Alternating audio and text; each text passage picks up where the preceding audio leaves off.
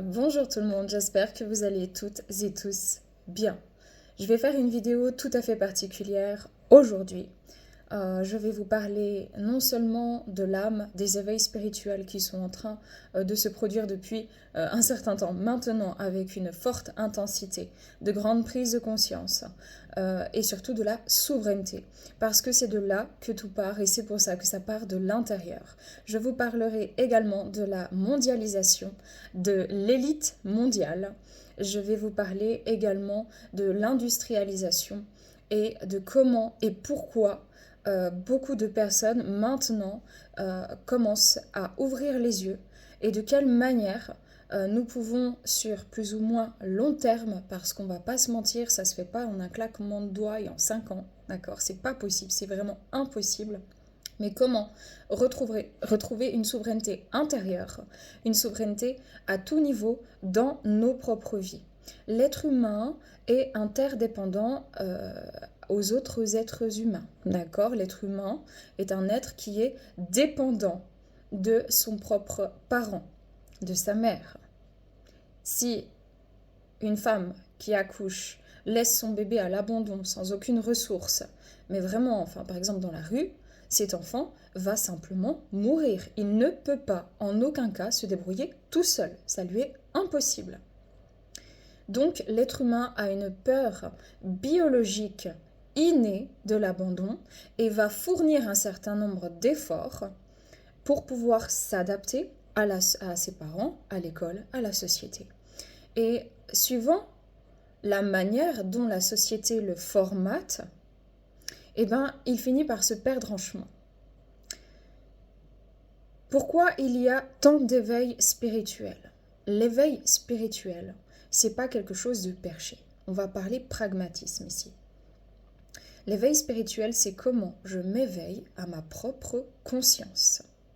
Comment je m'éveille à mon esprit.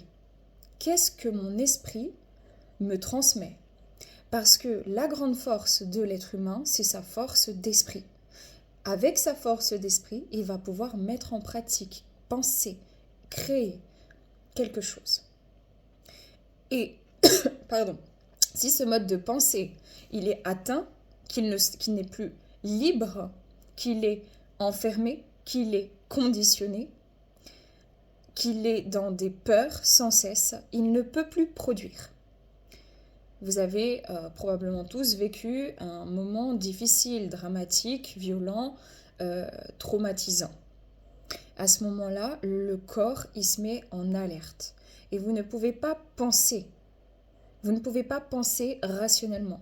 Vous êtes dans une insécurité telle que vous êtes dans une réaction probablement inconsciente parce que votre cerveau va mettre en place certaines choses pour vous protéger directement ou indirectement. J'ai peur de ne pas arriver à m'en sortir financièrement. Je vais prendre n'importe quel job le plus vite possible, quitte à détruire complètement ma santé mentale, voire physique, pour pouvoir me sécuriser afin de donner à manger à mes enfants, de me payer un loyer et de payer mes factures. Et bien, en faisant ça, qu'est-ce qui se passe? Oui, il y a une solution immédiate sur un besoin, malheureusement, un besoin primaire ici qui est de rentrer de l'argent, d'accord? Mais tout le reste va partir en déséquilibre. Et donc, le jour où ça part en déséquilibre, finalement, en fait, les êtres humains, il faut comprendre qu'ils construisent des châteaux de cartes. Vous avez un château de cartes pour la santé, un château de cartes pour le sentimental, un château de cartes pour le professionnel. Et en fait, les gens y jonglent comme ça. Le problème, c'est qu'il n'y a aucune solidité. Pourquoi on ne peut pas arriver à une solidité? Parce que le peuple s'appauvrit pendant que les élites s'enrichissent. C'est pas plus compliqué que ça. Et comme tout dépend ici de l'argent désormais, vu que c'est ce qui a été créé par nos ancêtres, si vous n'avez pas d'argent, ben vous êtes à la merci de toutes les insécurités possibles. Vous ne pouvez pas vous protéger. Donc vous allez remettre votre pouvoir, inconsciemment ou consciemment, dans cette énergie-là pour survivre. L'âme a besoin de s'épanouir. On vit un certain nombre de choses, d'expériences, peu importe comment on les appelle, que vous croyez à l'âme, à la conscience ou pas, vous avez tous un esprit. Et ce qui est important, c'est là où vous portez votre attention. Là où vous portez votre attention est ce qui va grandir. Et donc vous avez un temps déterminé en tant qu'être humain, vu que votre corps a une date de péremption, pour pouvoir mener à bien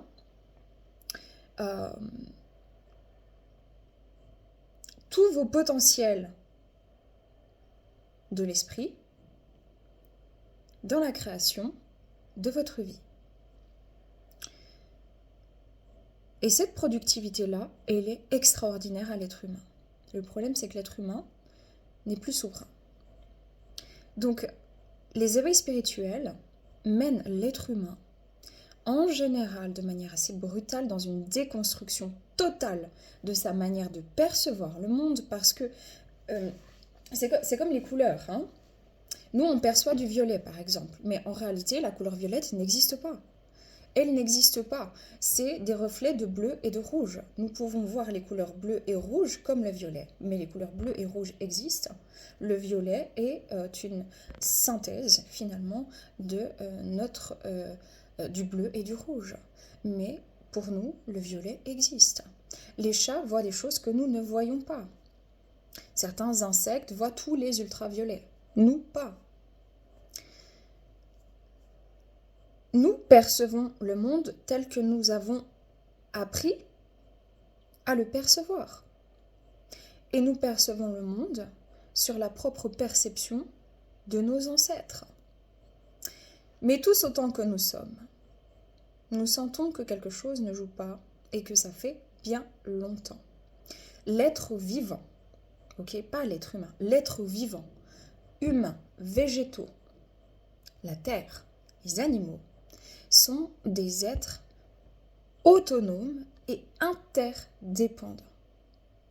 Ils ont besoin d'être en autonomie pour se réaliser, parce que chacun a sa singularité, ne serait-ce que déjà entre les différents règnes. Le règne végétal a une singularité que le règne animal n'a pas, que le règne humain n'a pas. Ok ? Donc déjà, rien que par rapport à ça, on peut catégoriser. Chacun a sa mission ici. Sa mission, c'est juste une mission d'être. Je suis ce que je suis. La plante ne réfléchit pas à ce qu'elle va devoir faire ou produire. L'animal a, comme nous, l'être humain, un instinct de survie. D'accord ? Donc nous, on a un potentiel qui est assez intéressant, c'est l'intellect. On sait mentaliser, solutionner, avec une certaine logique, un certain pragmatisme, pour créer. Le problème, c'est que l'être humain, par son instinct de survie, va toujours beaucoup trop loin. Il est en manque d'équilibre constant parce qu'il recherche sans cesse à compenser quelque chose. Il recherche à compenser sa peur du manque parce que si je manque de quelque chose, je risque de mourir. Si on vient appuyer par des manipulations sociétales de masse sur la peur de mourir, l'être humain a de grandes chances de redonner son pouvoir à l'extérieur. Je ne suis pas assez, je ne suis pas à la hauteur. Pourquoi ? Parce que petit déjà, on m'a appris à redonner mon pouvoir à une autorité, ne serait-ce que pour aller faire pipi lorsque je suis en classe. Je n'ai pas la capacité de me prendre en main. Il y a des règles, je dois redonner mon pouvoir à une dite autorité qui a été créée sur la perception des ancêtres, etc. Ce qui a formé une société malade. Complètement malade. En général, dans cette société, plus vous bossez, moins vous possédez. C'est bizarre. Plus vous trimez, plus vous allez vous fatiguer, moins vous aurez une vie épanouissante. Au nom de qui et au nom de quoi ? Alors certes, certains, vous allez vivre bien. Le problème là-dedans, c'est qu'il y a un vrai manque de souveraineté. Donc, première chose, c'est la souveraineté de l'âme. Je reconsidère ma perception de moi-même, ma perception de la vie, parce que je n'appartiens à personne d'autre qu'à moi-même. Le cheval n'appartient à personne d'autre qu'à lui-même. On ne possède rien, c'est un leurre. On croit posséder parce que c'est notre perception, la manière dont on nous a inculqué la consommation, finalement, l'appartenance. Mais rien, à part soi-même, ne nous appartient. Et là, on voit toutes ces difficultés dans la société où, voilà, c'est mon chien, hein, c'est mon fils, c'est ma maison, c'est ma moto, c'est ma voiture, c'est mon travail, c'est mon entreprise, c'est mon argent, etc., etc. En soi, ce ne sont que des choses que l'on a créées dans une interdépendance. Et même à la limite, la mondialisation aurait pu être intéressante dès le moment où elle ne crée pas d'inégalité. Parce que ce qui est intéressant avec la mondialisation, c'est que s'il y a une crise, par exemple économique dans un pays ou comme ça, on va pouvoir aider l'autre parce qu'on va pouvoir continuer à créer des richesses, etc. et pouvoir les transmettre à l'autre. Oui, seulement il y a un système d'endettement qui a été volontairement créé et qui fait que un jour ou l'autre,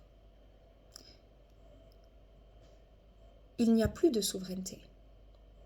Parce que vous devez quelque chose à quelqu'un, alors vous êtes automatiquement sous emprise. Pour déjouer tout ça, il faut déjà stopper l'emprise des conditionnements chez tout un chacun. Les êtres humains sont comme les différents organes, enfin les différentes cellules du corps humain. Ok ? Il faut un certain nombre énorme de cellules pour créer des organes, un système lymphatique, un système sanguin, un cerveau, etc., etc. Chacune des cellules doit être la plus saine possible pour transmettre la bonne information. Les organes, on peut considérer ça comme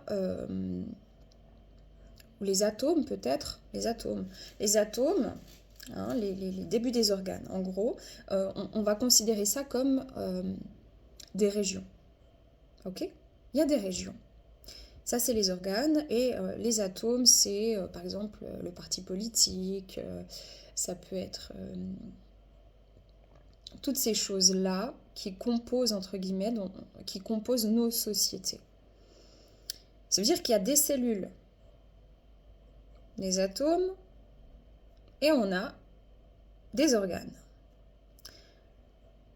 Les organes sont ces régions qui viennent influer sur les autres régions.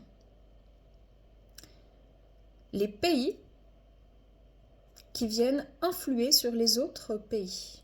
Alors bien sûr qu'il faut échanger parce que nous sommes tous un et ensemble on est plus fort de nation en nation. Mais cela dépend de la manière dont on crée l'intention d'échange. Est-ce que c'est un échange pour emprisonner, pour violer les droits, pour appauvrir afin de s'enrichir soi-même, et là je pense beaucoup aux élites, aux multinationales finalement, et laisser crever l'autre. Pire encore, le faire se mettre à son service, sans même qu'ils s'en rendent compte dans un premier temps. Or là, ça change, les gens s'en rendent compte vraiment. Pourquoi ? Parce que ça touche à leur porte-monnaie, ça touche à leur santé, ça touche à leurs propres insécurités. Et oui, c'est difficile, mais c'est tellement indispensable de s'en rendre compte pour venir reconsidérer cette souveraineté, son propre pouvoir. Si j'ai un organe qui est défaillant, admettons voilà, j'ai ma vésicule biliaire qui fonctionne pas très bien, il va y avoir une réaction automatique sur le foie, et puis peut-être ensuite sur mon estomac, et en fait je vais finir déglinguée si je ne récupère pas, euh, si je ne soigne pas ma vésicule biliaire ou je ne trouve pas une solution appropriée, ça devient quelque chose qui va se répercuter, comme l'effet domino, quelque chose de multisystémique. Ok? Donc, il est important de pouvoir échanger les uns avec les autres, mais d'échanger convenablement, parce que chacun doit rester sain. Et si les échanges qui ont été créés dans cette mondialisation appauvrissent, c'est même pas forcément certains pays, parce qu'au final, les pays ne sont pas extrêmement appauvris comparé à avant cette grande mondialisation, surtout depuis les années 1800. Mais c'est les individus au sein des pays. On retrouve des inégalités tellement violentes, tellement fortes, avec des niveaux de vie qui sont tellement différents au sein de même pays. Ce n'est pas normal. Ce n'est pas normal. Et l'être humain est donc maintenant dominé par d'autres êtres humains. Et ce n'est pas sain, parce que l'être humain n'appartient à personne d'autre qu'à lui-même. L'être vivant actuellement dans sa totalité, le monde végétal, le monde animal, le monde humain, les règnes sont menacés. Ils sont menacés parce que ils ne savent plus comment reprendre leur pouvoir. Et là, je parle surtout des êtres humains parce que les plantes et les animaux, c'est encore autre chose. Donc oui, ça dégomme dans vos vies parce qu'il faut se rendre compte de quoi? De l'essentiel. Vous entendez énormément parler de souveraineté, d'essentiel, d'intégrité sur ma chaîne. Parce que toutes ces choses vont de pair. Si je suis souverain, je ne suis pas sous emprise.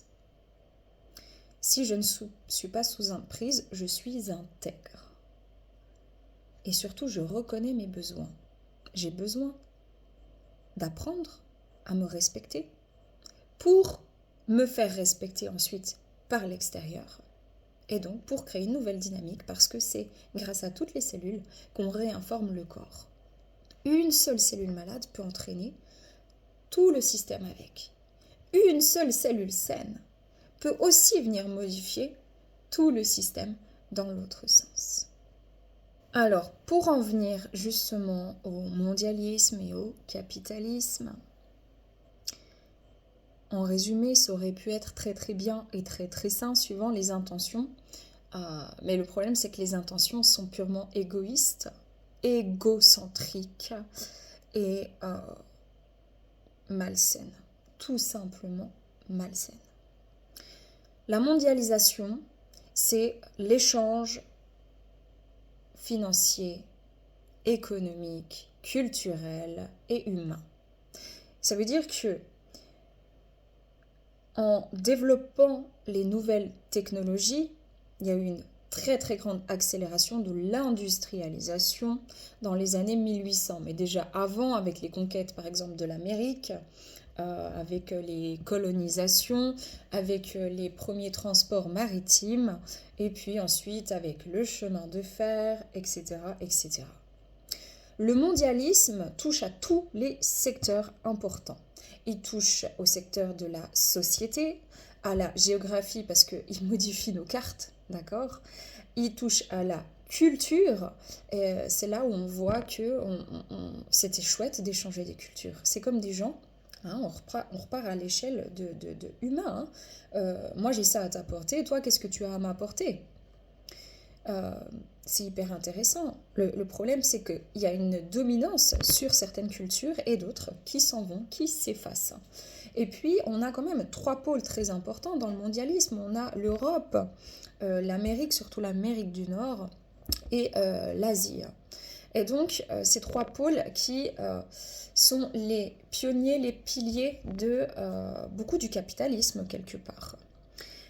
Le problème, c'est que à la place de créer des échanges monétaires financiers internationaux qui soient sains, eh ben, ça a facilité les abus, les délocalisations d'entreprises où, bah oui, forcément, attends, moi pour faire un meilleur chiffre d'affaires puis avoir un bon capital, non seulement je vais aller délocaliser mon entreprise chez, par exemple, dans un pays qui n'a pas les mêmes règles finalement, qui va produire plus en donnant beaucoup moins en termes salariales, voire qui va même utiliser des gamins, des enfants euh, pour travailler, pour me faire un bon bénéfice. Et en plus, comme le mondialisme crée des inégalités fiscales, vu que chaque pays a sa fiscalité différente, eh ben, je vais garder mon bon capital, puis je vais essayer d'aller dans un pays qui est défiscalisé, tout simplement.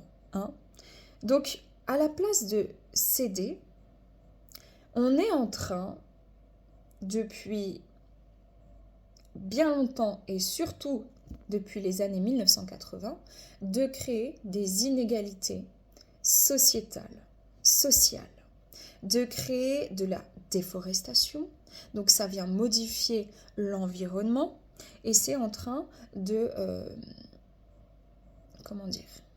de bousiller le bien-être commun au profit des industriels qui sont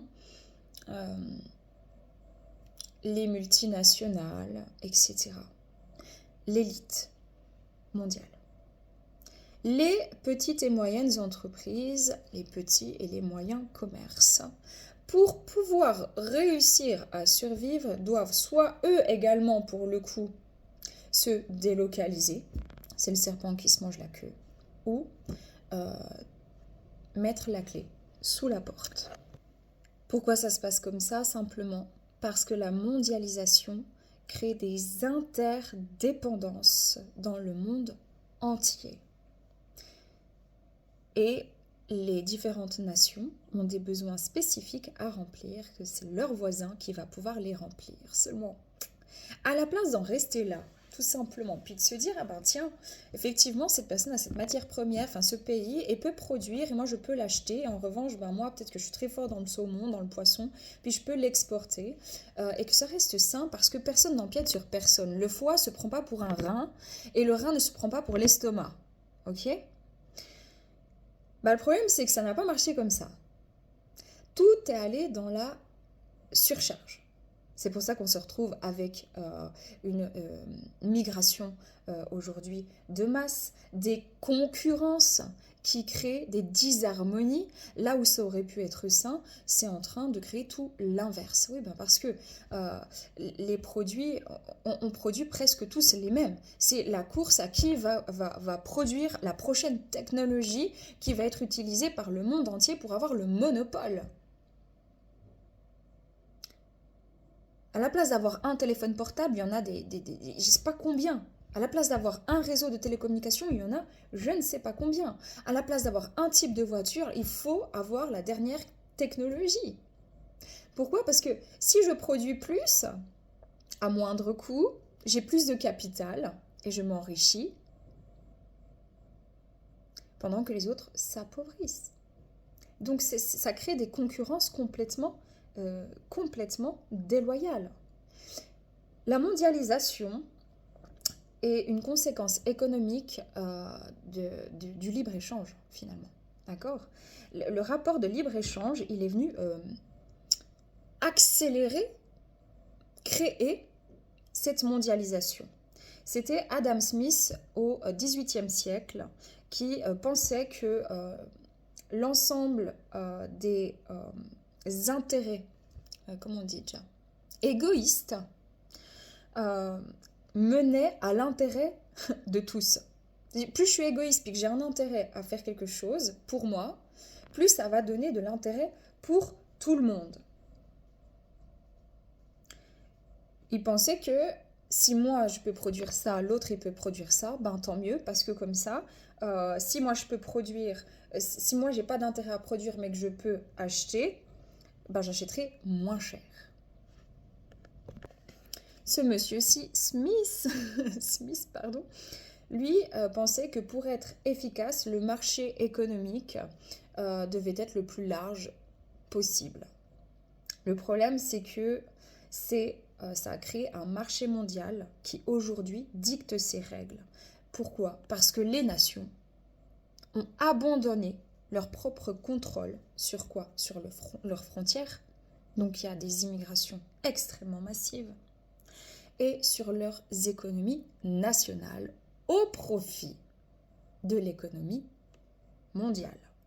Et c'est là où les inégalités salariales explosent. Mais pas que. Il y a des problèmes environnementaux. Il y a un problème de ressources premières.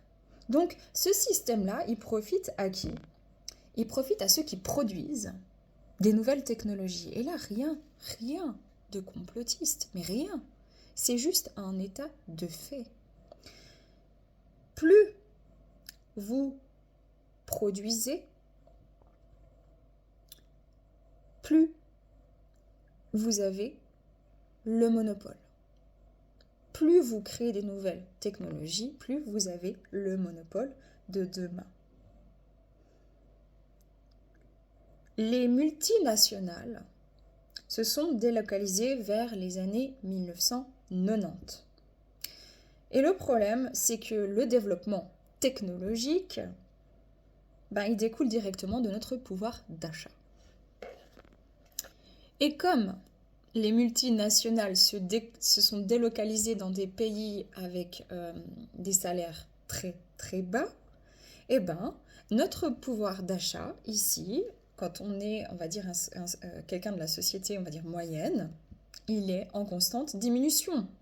Donc si on produit moins, on ne peut pas consommer autant qu'avant. C'est là que viennent en compte les banques, les grandes sauveuses. On va vous proposer de vous endetter. Voilà, comme on va proposer à certaines nations, surtout actuellement dans l'Europe, de vous endetter. Pourquoi? Parce que quand vous allez vous endetter, finalement, vous allez avoir un taux d'intérêt qui va grimper en flèche. Donc, les banques, au fur et à mesure, vont vous permettre de créditer. Parfois, vous ne pourrez pas rembourser et parfois, vous allez donner 2-3 fois plus que la somme de départ qu'on vous a crédité à la banque en termes de bénéfices pour la banque. Donc, le pouvoir d'achat, il chute alors que le taux d'endettement des ménages augmente pour compenser la perte finalement de consommation. Parce que s'il n'y a plus de consommateurs, ça ne sert plus à rien de produire. On est d'accord. C'est un cercle vertueux de l'endettement. En réalité, le système mondialisme est défectueux et il est malsain pour tous les travailleurs. Que vous soyez dans un pays sous-développé où vous êtes maltraité financièrement, maltraité tout court, voire exploité, ou que vous soyez, par exemple, en Occident, comme nous, comme moi, parce que finalement, vous ne pouvez pas avoir une réelle souveraineté dans ce système. Ceux qui ont une très très grande liberté d'action et une souveraineté, ce sont les élites. Le très peu de pourcentage. Pourquoi? Parce que c'est eux qui ont commencé à créer l'industrialisation, c'est eux qui ont commencé à miser, c'est eux qui se sont enrichis, et celui qui possède le capital est celui qui dicte la conduite aux autres. Donc, ce qui est en train de se passer là, c'est très important. Parce que chaque pays va prochainement essayer de remonter aussi son PIB. Et puis là, avec les guerres, avec tout ce qui se passe, ils ont certains intérêts. Ok ? Ils ont certains intérêts pour continuer à produire, malheureusement, aux dépens des autres. Ces élites sont très peu, mais elles ont comme un monopole financier.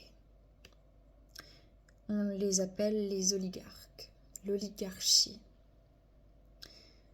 Pour retrouver sa souveraineté nationale, Parce que là, les pays sont tellement endettés, certains pays, que finalement, ils appartiennent aux autres, hein, d'accord? Faut bien comprendre là où on en est.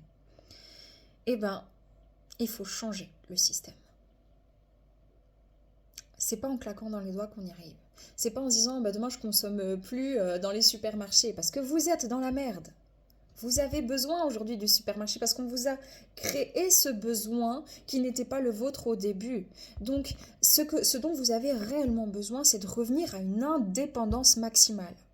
Et ça va se faire avec les années, avec le temps, en groupe, sain, en redonnant l'information à votre cellule. C'est-à-dire que oui, votre vie elle est en train de s'ébranler, il y a tout qui se casse, il y a tout qui s'est cassé, pour que vous puissiez revenir à l'essentiel.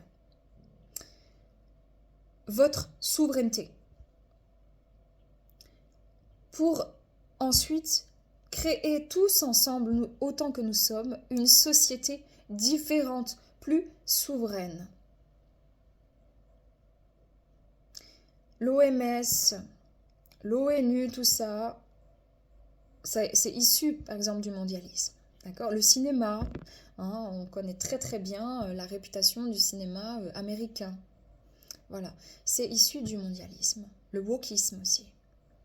Donc, là où il y avait intérêt de partager, c'est devenu une espèce d'homogénéité imposée par ceux qui ont le pouvoir. Mais rappelez-vous une chose et une seule. Sur Terre, ils ont le pouvoir pour l'instant financier. Ça ne sera pas éternel, d'accord? Pas du tout. Mais vous avez le pouvoir de souveraineté. Si vous commencez à cultiver les terres, si vous commencez à revenir à vos propres productions, en douceur, tranquillement,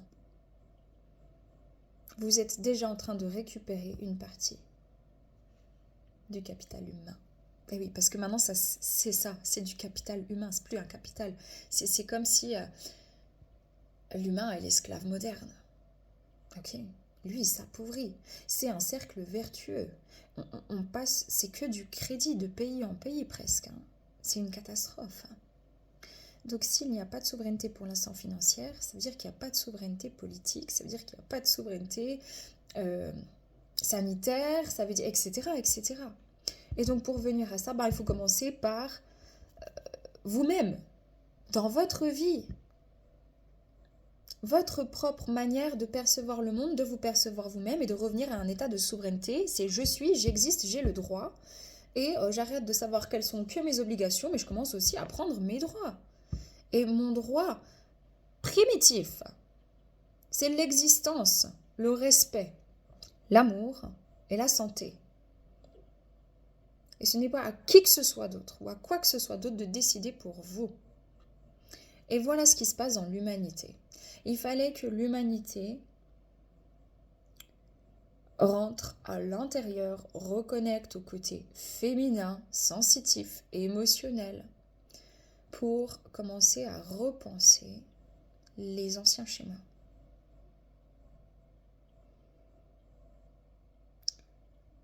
Parce que ce système est à bout de souffle. Pour la simple et bonne raison que si les gens sont surendettés, ils peuvent continuer à faire crédit. Ok? Bon.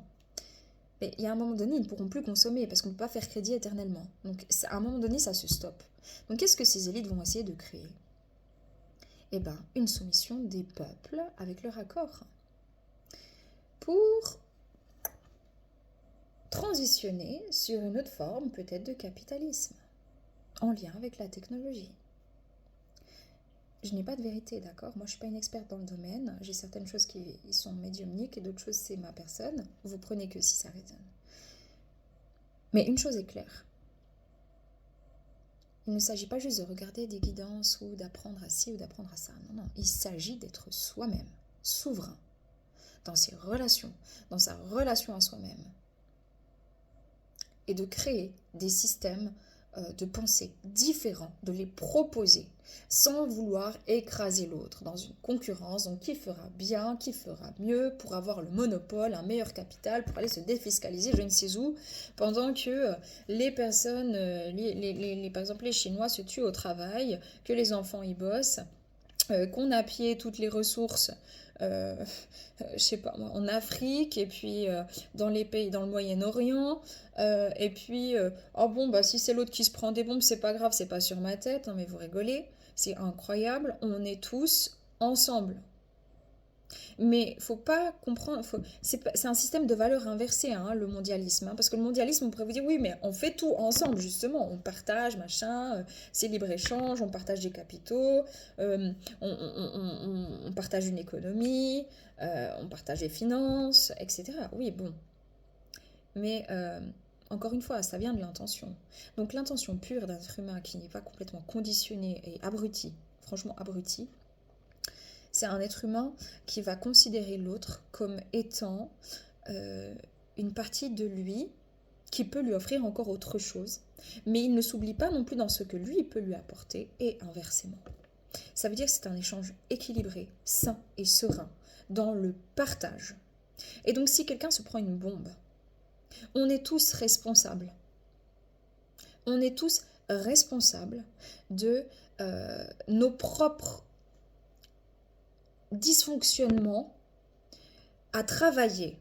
Et c'est là où on peut sortir de l'impuissance, dire ok, sur quoi moi je peux travailler, et il ne faut pas penser que ça sera inutile. Ce n'est pas vrai. Chaque cellule forme un corps humain, d'accord? Chaque être humain forme l'humanité. Et si chacun commence à se dire ok, je ne peux rien pour eux dans l'immédiat, en revanche, je peux moi-même commencer à voir le monde différemment, à ouvrir les yeux, à accepter que cette société elle soit comme ça malade, et moi-même à guérir cette partie de moi qui n'est plus souveraine, qui est sous emprise, qui est dans l'inconscience, alors ça sera déjà énorme parce que si chacun fait ça, ça va changer les choses. Évidemment pas du jour au lendemain et pas de manière miraculeuse. Il n'y a pas, c'est pas New Age, c'est pas tout ça, d'accord? Ça n'a rien à voir. C'est une question de rationalité, de logique, d'intégrité et de souveraineté. Et quand un pays vit quelque chose de très très douloureux sur la terre, on est tous en train de le transmuter. Et même ce capitalisme, cet impérialisme et ce mondialisme a été créé pour une raison. D'accord? Nous l'avons créé, nous les êtres humains, nous l'avons créé pour apprendre quelque chose, pour évoluer et pas pour involuer. Là où l'être humain est perdant, c'est quand il se repose sur ses lauriers puis qu'il attend que ça se passe ou que ce soit son voisin qui agisse ou qu'on lui donne bien comme il faut ses petites règles à faire. Qu'on lui prémâche le travail. Non, il est souverain, il a une vie, il a des potentialités, il doit commencer à se mettre en action. Mais c'est pas le voisin qui va le faire pour lui. C'est pas l'État qui va le faire pour lui.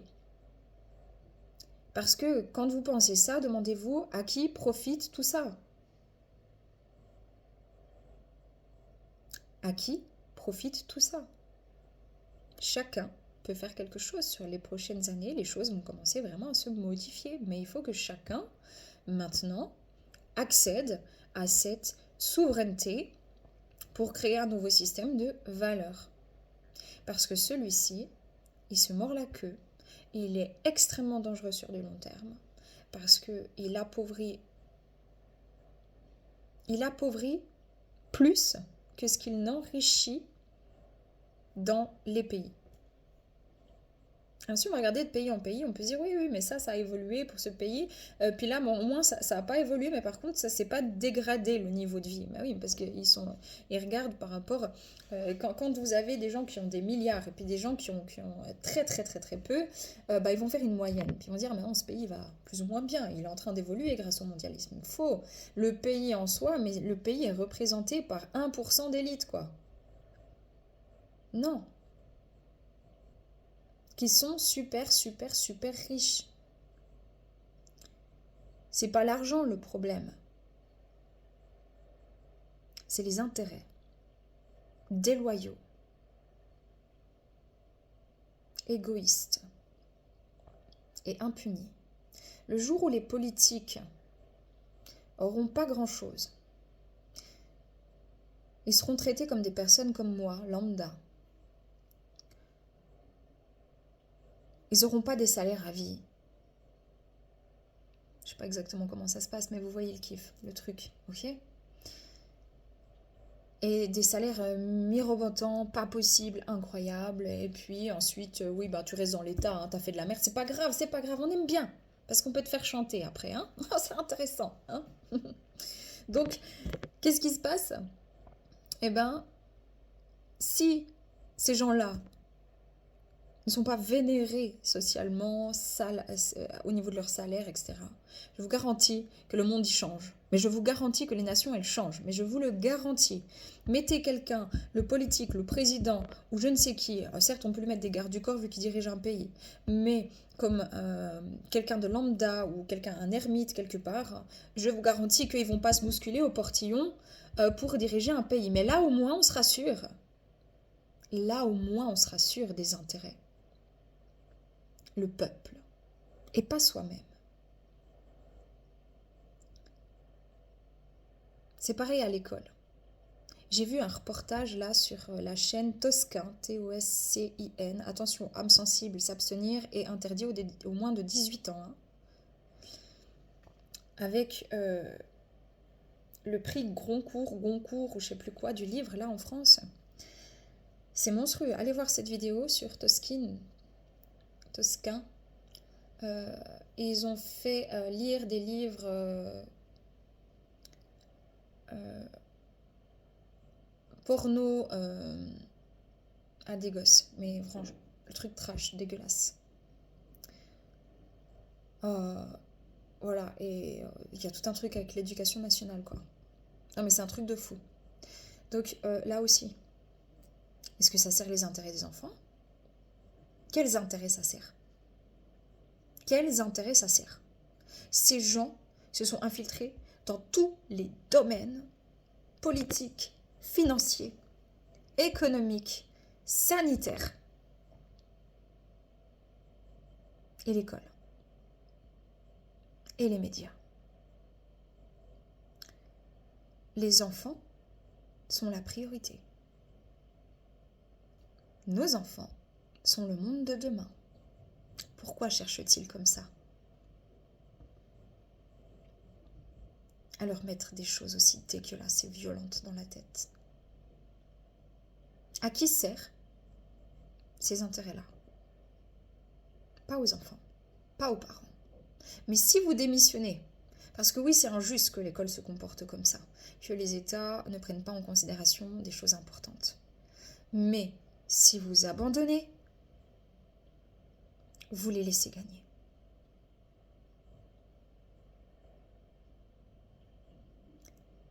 Alors il faut être digne, se valoriser, avancer, la tête haute, être conscient, vérifier ce que fait l'école, vérifier les devoirs de vos enfants, vérifier les écrits, ne pas en avoir rien à secouer parce que vous êtes fatigué, c'est exactement ce qu'ils veulent. Ils veulent vous épuiser avec votre travail, vos finances, vos factures, et puis un bon téléphone dans les mains pour que vous puissiez les laisser à la merci de cette oligarchie-là. C'est pas possible. On est souverain, on doit aider nos gosses à évoluer. On doit les protéger. Et on doit protéger notre prochain sans se mettre en position sacrificielle. Mais on ne peut pas accepter que lui-même soit en position sacrificielle pendant que nous-mêmes, en plus, on devient de plus en plus pauvres et on a toujours plus à payer. À qui profite tout ça et comment faire pour pouvoir avancer? C'est déjà des prises de conscience, c'est déjà l'intérieur et ensuite ça va bouger à l'extérieur. Mais il faut maintenant que les gens se réveillent. C'est pour ça que ça bouscule maintenant depuis plusieurs années et que le message est extrêmement clair. Les choses sont dévoilées. La question n'est plus « Ah mince, qu'est-ce qui s'est passé ?» La question c'est « Qu'est-ce que je fais de ça ?» Moi-même. Qu'est-ce que je fais moi-même? Qu'est-ce que je mets en place moi-même? Comment je prends conscience, considération et que je change la donne à mon échelle? Ça veut dire que je ne me prends pas pour je ne sais qui à devoir sauver la planète. Ce n'est pas possible. Mais comment moi, je considère ma vie, mes ressources, mes priorités, mon essentiel et surtout ma souveraineté. Dans le calme. Parce que la violence ne résoudra rien. Au contraire, ce n'est pas bien. Il ne faut pas rentrer dans de la violence. Il faut combattre. Contrer. Combattre. Rester fort, rester digne et contrer. Comment on contre? Eh ben, on commence à produire soi-même. Vu que c'est la production qui est importante dans ce système. Si les gens ils commencent à produire pour eux-mêmes et qu'ils vont plus aller chercher à l'extérieur, alors oui, le système va commencer à s'effondrer, mais entre-temps, les gens, ils auront quand même des ressources, vu qu'ils sont en train de produire pour eux. Ils sont pas à la merci de je ne sais quoi. C'est comment intelligemment on va placer ce genre de système, comment intelligemment peut-être on va racheter des terres les uns avec les autres, ou des fermes. Commencer à produire, attention, hein, les terres, il faut qu'elles soient saines, parce que les terres, vous pouvez faire des bons légumes et tout ça, mais si vos terres, elles sont polluées, il faut bien vous renseigner sur, quand vous achetez un terrain, la qualité de la terre. Hein. Est-ce qu'il y a eu des pesticides, est-ce qu'il y a eu des trucs, hein, d'accord? Donc, c'est comment on va transitionner sans tout perdre, mais de manière intelligente, dans le partage et l'interdépendance saine. Tu as quelque chose que je n'ai pas, j'ai quelque chose que tu n'as pas, mais on ne se met pas en concurrence.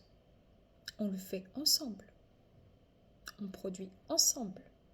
On crée ensemble. Ça, c'est la valeur de la vie. Ça, c'est la valeur humaine. Et ça, c'est la justesse pour l'équilibre de demain. Voilà les amis. C'était important de faire cette vidéo. Prenez que si ça résonne. Paix, amour sur vous. Les vôtres. Prenez soin de vous. Et à bientôt. Ciao.